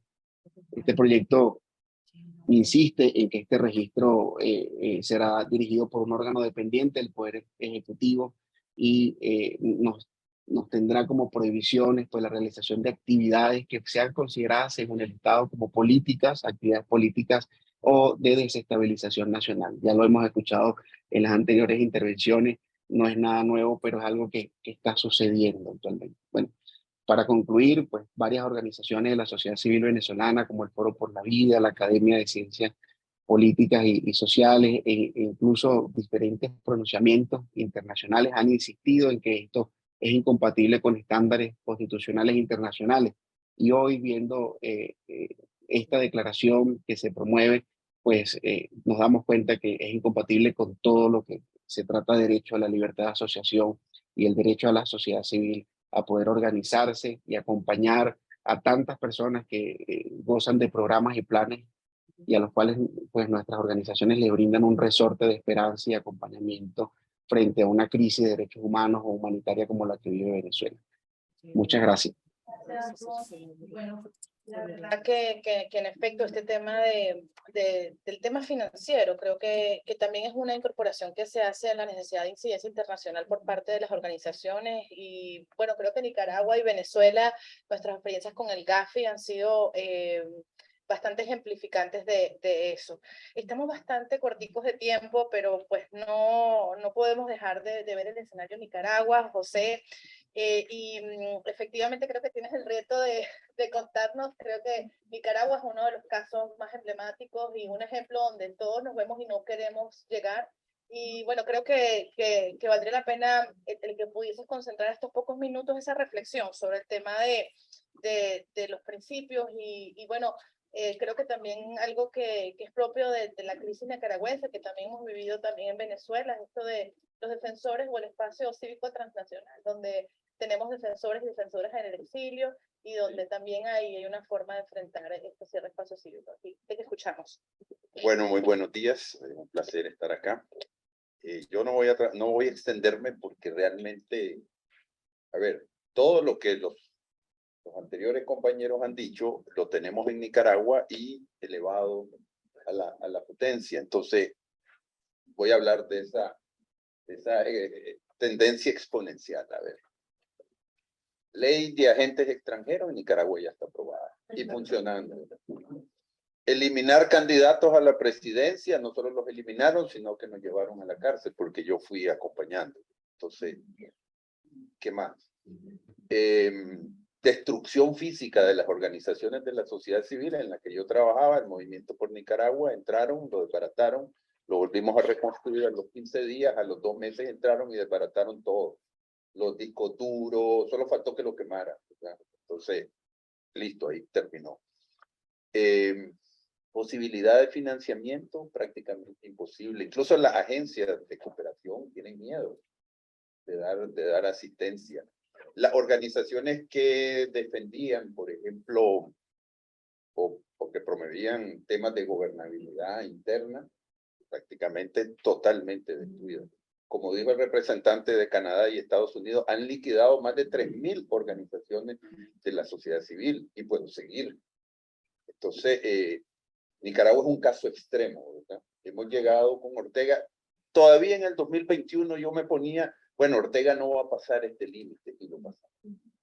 Y lo pasaba. Y entonces ahora ya no sabemos cuál es el último límite que va a pasar. Estamos en una situación de total indefensión, no hay ninguna posibilidad. Y en Nicaragua las soluciones siempre han sido, al final, violentas, ¿verdad? Siempre hemos, no por casualidad, tenemos casi 23 guerras civiles en nuestra historia, pues que vergonzoso, pero esta es la realidad. ¿Qué más puedo hablar? A ver, de los principios. La pregunta es, ¿cuál de estos es el que se cumple? Ninguno. O sea, a ver, Ortega domina los 4 poderes del Estado, la policía, el ejército y las fuerzas paramilitares. No hay ninguna posibilidad. Hay espionaje a la sociedad civil, en el Facebook, en el Twitter, y las personas son detenidas y encarceladas. Te juzgan en un día. Por ejemplo, Monseñor Álvarez, un monseñor, simplemente como no se montó en el avión para venirse a Estados Unidos, lo tenían casa por cárcel, lo mandaron al sistema penitenciario normal. A los 2 días lo juzgaron y lo condenaron a 26 años de prisión y ahora está en una celda de máxima seguridad en cuestión de 2 días. O sea, estamos en un nivel donde ya no hay ninguna posibilidad. Por ejemplo, nosotros salimos del país y viajando en el avión nos quitaron la nacionalidad, confiscaron nuestros bienes. Nuestros familiares no pueden regresar a Nicaragua si salen. Entonces, ya estamos, por lo menos en Nicaragua, yo creo que ya es el caso extremo y todavía creo que faltan cosas por ver. Si El Salvador o Guatemala van por ese camino, pues el panorama para Centroamérica es desolador. Y desgraciadamente parece que hay algunos, con otros matices, porque Nicaragua, pues por su historia de violencia, de guerra, y también porque hay la visión de que Ortega quiere construir un Estado no solo dictatorial, sino además dinástico, porque se lo quiere heredar a su mujer y a sus hijos, porque los está preparando para que sean. Entonces, ante ese panorama, ¿qué les puedo decir? O sea, ya no hay ONGs, todas las que funcionan es tal vez porque atienden a niños con discapacidades o cosas de ese tipo, pero definitivamente no hay la posibilidad de ningún tipo, ¿verdad?, de promover la educación, porque ellos consideran que, Ortega considera que las organizaciones de la sociedad civil son las responsables del famoso golpe de Estado, que no hay ningún golpe de Estado. Nicaragua no tiene tradición de golpe de Estado, tiene tradición de guerras civiles, pero no de golpes de Estado, desgraciadamente, ¿no? Entonces, ¿qué más les digo? A ver, tienen la ley de ciberdelito. Cualquier persona que diga algo en una web de una ONG inmediatamente cerrada, confiscado sus bienes. ¿Cómo será Ortega el nivel que le confiscó la sede a la Organización de Estados Americanos y no ha sucedido nada? O sea, le confiscó la casa donde estaba la Organización de Estados Americanos y además de eso no era de la Organización de Estados Americanos, era de un particular porque la estaba alquilando, pero no le importó, también la confiscó. Entonces, bueno, yo no quiero venir aquí a poner un panorama terrible, pero ya qué más le puedo poner a Ortega yo. Si fue capaz de matar, pues los muertos se contabilizan más o menos 350 oficialmente, pero hay como 70 más o menos que murieron con balazos en la cabeza, en el cuello y en el corazón. O sea, no fueron producto de una revuelta, de una salida de control de un oficial, no, fue sistemáticamente asesinando personas en el cuello, en la cabeza y en el corazón. Entonces, ¿qué panorama puedo venir a poner yo de salida con Ortega? Lo único que hay que acabar con esa dictadura. Porque eso va para otros lados, porque Centroamérica tiene vaso concomitante. Y se lo dice a alguien que es hijo de hondureño, de nicaragüense y de abuelo salvadoreño. Y viví 17 años en Costa Rica, entonces yo más o menos sé cómo es Centroamérica. Entonces, yo siempre le he dicho a los funcionarios de los países con los que he logrado hablar, si a Ortega no se le para, se va a venir replicando este proceso en todo Centroamérica y después va para México y después posiblemente, si no es que ya está activado, que posiblemente en Sudamérica. Ahí lo dejo yo, porque no tengo mayor cosa que decir. Bueno, la verdad es que lo pusiste un poco complejo, José Antonio, pero justamente creo que esa es la realidad y la complejidad, y pues me quedo con la alerta que tú haces. Yo a veces digo, como venezolana, cuando uno piensa que la cosa no puede ser peor, empeora, y justamente la posibilidad que nos ofrecen los sistemas y la acción desde todos los espacios internacionales y nacionales de prevenir y de proteger, es la que pues tenemos que incentivar, y bueno, por supuesto los principios son una herramienta, pero me quedo con lo que tú decías, que cómo los aplicamos, cómo los llevamos a cabo, y allí nos va a ayudar Carlos en esta reflexión compleja, pero que busca también ser esperanzadora, ¿no? En un contexto bastante complicado, y que pues todos los que estamos aquí, que nos mueve este tema, nos gustaría pensar, aportar, y así como las dictaduras y los contextos autoritarios copian las malas recetas, nosotros inventar esas buenas recetas y ponerlas en práctica para enfrentar, para mitigar, para proteger y para prevenir. Te escuchamos, Carlos. Bueno, muchísimas gracias. Me dieron la tarea de que tenemos que salir a las 2:50, entonces quiero más bien aprovechar de parte del público si hay algunos dos comentarios muy concretos o reflexiones que tengan de parte de los panelistas antes de yo cerrar. Un comentario. Sí, por favor, si se puede presentar. Sí, Jaime Arellano, secretario ejecutivo de las Misiones Internacionales de Observación, de nombramiento de actividades judiciales, trabajando con el izquierdo.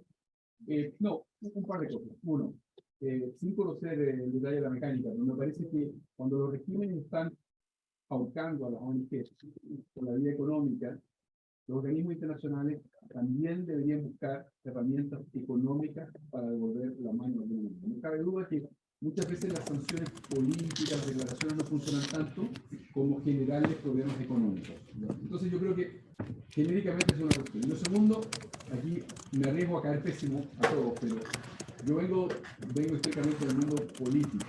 O sea, estuve en el mundo político, en el gobierno y luego ahora en estas actividades. siempre me ha preocupado una cosa. Yo sé que es natural decir los políticos son esto, aquello y lo más allá, y es verdad, en la gran mayoría de los casos. Pero uno de los motivos por los que se ha degradado nuestra democracia es porque justamente tratamos a todos en el mismo saco y se van desgranando las organizaciones políticas porque la gente honesta no quiere estar ahí porque tiene fama de corrupta. Entonces creo que las organizaciones, perdón, y desde el mundo de las autocracias son las ONGs, las corruptas, las vendepatrias, etc. Entonces lo que digo es, hay que trabajar organizaciones civiles, aunque suene contraintuitivo muchas veces, organizaciones de la sociedad civil con las organizaciones políticas que existen respetables, en la idea de reconstruir tejido político en nuestros países, porque eso, junto con las organizaciones civiles, es una forma, en parte, de reconstituir nuestras democracias. Sé que es una postura riesgosa y que muchos me pueden criticar, y hay mil razones por las que no es una buena idea, pero en muchos países. Pero creo que hay que trabajar con mundo político, incluso en el exilio, con todas las precauciones que haya y sabiendo que temas de corrupción se han en esas organizaciones, pero porque sí es el mesh político y de la sociedad civil, nos vamos a lograr reconstruir y reconsolidar nuestras democracias como lo necesitamos. Gracias. Buenas tardes, mi nombre es Juan Viloria, vicepresidente de la Asociación Venezolanos en Barranquilla. Escuchando las intervenciones de los diferentes panelistas desde Venezuela, Nicaragua, El Salvador, pero también otros países que hacemos acá vida, quiero contarles que en Colombia, con el actual gobierno del presidente Petro, siendo afín ideológicamente con el gobierno de Venezuela, no es ninguna temor para nosotros, las organizaciones de la diáspora venezolana, estar presentes en este país y en este contexto. Nuestra solidaridad con todos los países que hoy están viviendo las dictaduras y los ataques a la democracia, y creo que la invitación para nosotros como organizaciones de sociedad civil es a solidarizarnos con las organizaciones de los demás países, en la medida que vamos a visibilizar la situación que estén atravesando en Nicaragua, en Cuba, en otros países donde estemos viendo quejada la democracia. Desde nuestra organización de la diáspora podemos ofrecer nuestro canal de compartir cómo nos hemos articulado con otras organizaciones de sociedad civil en Colombia y fuera de Colombia para visibilizar la crisis de Venezuela, pero también quisiéramos visibilizar las demás crisis y de alguna manera ver de qué manera podemos trabajar en equipo y que no sean nada más situaciones de Gracias. Dos personas y un minuto cada uno. Y luego te puedes preguntar. Un placer conocerlo. Mi nombre es Manuel Blanco, soy abogado y licenciado en Ciencias Políticas. Profesor universitario de Venezuela, tengo dos organizaciones, una en América Latina y otra en Venezuela, la Fundación, que ya es bastante grande. Les hablo acerca de estas leyes que obviamente buscan criminalizar a las organizaciones sin fines de lucro y a todas las organizaciones en general. Es importante ser práctico. Yo no vengo aquí a decirles, vamos a hablar, decir lo que hacen nuestras organizaciones, hay que ser práctico. Yo creo que ahí tiene un rol fundamental las organizaciones internacionales. Hay que hablar con organizaciones internacionales que ya están haciendo declaraciones de este tipo de leyes y hacer ya un freno, una barrera a que este tipo de proyectos de ley, de órdenes ejecutivas se paralicen. ¿Por qué? Porque las organizaciones no gubernamentales cumplen el rol subsidiario porque el Estado no está cumpliendo ese rol, porque el gobierno no está cumpliendo ese rol. Entonces, como el gobierno no cumple el rol, igual quieren incluirse ahora en el trabajo de las organizaciones internacionales. Acaba de hablar un paisano venezolano que representa la diáspora. Obviamente la diáspora es un problema. Los migrantes venezolanos, de los 20 millones de migrantes que existen, de los 20 millones de refugiados que existen en América, 7 millones, 8 millones son venezolanos. Entonces es un problema estructural lo que estamos viviendo. Las democracias, como de Venezuela, de Nicaragua, de todos estos países, obviamente tambalean. Entonces tenemos que nosotros ser el freno con las organizaciones internacionales que son nuestro apoyo en este sentido, porque ellos no van a acceder, esas organizaciones internacionales, por un tema también de coherencia política. Muchas gracias a todos y tomen en cuenta de paz. Un segundo, solo respondiendo al participar. Ahora, no, solo siguiendo una pregunta, estoy aquí en Rivadi, de la Internacional para la Distribución de Información, y acabamos de terminar un estudio sobre el cierre del progresivo del espacio cívico en 15 países de la región. Entonces decíamos, bueno, tal vez en otros países están avanzando y efectivamente en Sudamérica también está empezando a haber algunas